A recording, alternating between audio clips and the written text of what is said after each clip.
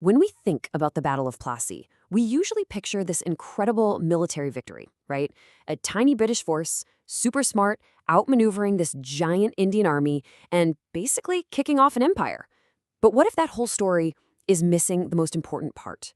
What if the battle wasn't really won on the field at all, but on a balance sheet? Okay, let's just look at this for a second, because the numbers, they just don't make sense. You've got the East India Company, a corporation with maybe 3,000 soldiers, and they're up against the Nawab of Bengal with a 50,000-strong army. I mean, come on. The story we usually hear gives all the credit to the military genius of Robert Clive. But the real answer? Oh, it is so much more interesting, and it has everything to do with money. That's right, the real key to understanding how the British took over India. You're not going to find it in a war room. You'll find it in a counting house. This whole thing is a story about money, about debt, and about a corporate transaction that literally changed the course of world history. So, first things first, why Bengal? What was it about this one province that made it the absolute obsession of the most powerful corporation on the planet? Well, the motive, as it so often is, was just an unbelievable amount of wealth.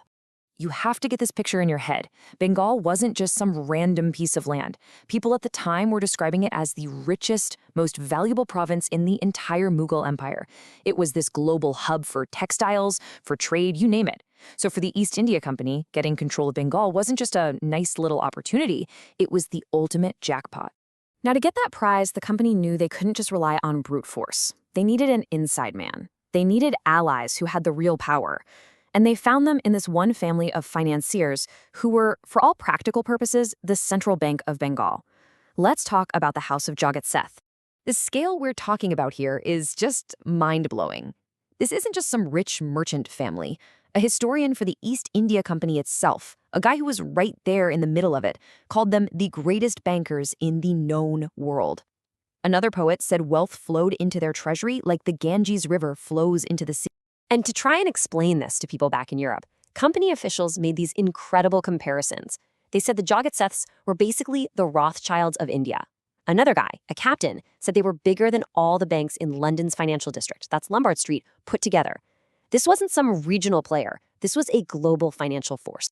So you see, their power wasn't just in how much money they had, but in what they did. They controlled the mint, they managed tax collection, they were the state treasury. And here's the crucial part. They became the main source of loans for the East India Company. The records show the company was borrowing hundreds of thousands of rupees from them every single year. The two became, as someone at the time put it, natural allies. And it's this deep financial connection, this alliance between the company and the Seths, that's the absolute key to understanding what happens next. It's the thing that turns the so-called Battle of Plassey from a military fight into a prearranged business deal. The proof is right there in the timeline. Weeks before anyone even showed up to the battlefield, a secret treaty was already signed. The company, backed and probably financed by the Jagat Seths, made a deal with the Nawab's own top general, a guy named Mir Jafar, to throw the fight. The battle was just theater. The real victory had already been bought and paid for. And that is exactly how it played out. On the day of the battle, the Nawab's most important generals, the ones who had been bought off, just held their troops back.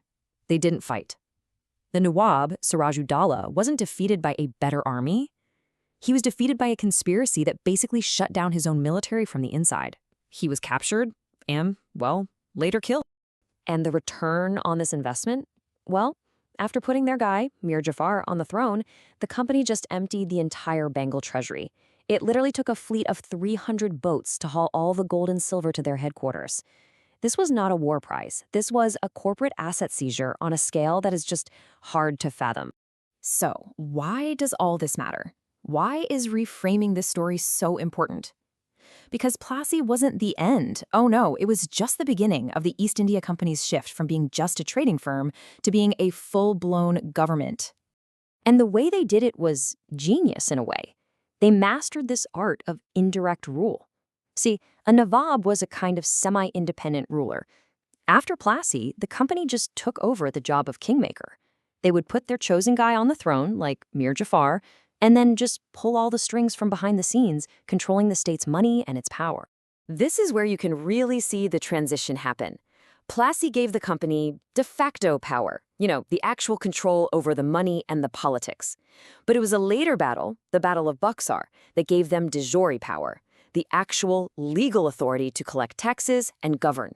You could say Plassey was the hostile takeover, and Buxar was the legal paperwork that made it all official. So the ultimate takeaway here is pretty clear. The battle that was bought with a banker's money and secured by betrayal, that was the moment everything changed. It was basically a leveraged buyout of an entire nation, and it set the stage for 2 centuries of British imperial rule. The British Empire in India didn't start with a crown. It started with a corporation. When the lines between business and war get that blurry, who's the one that really ends up paying the price? It's a question that echoes all the way from the 18th century right into today.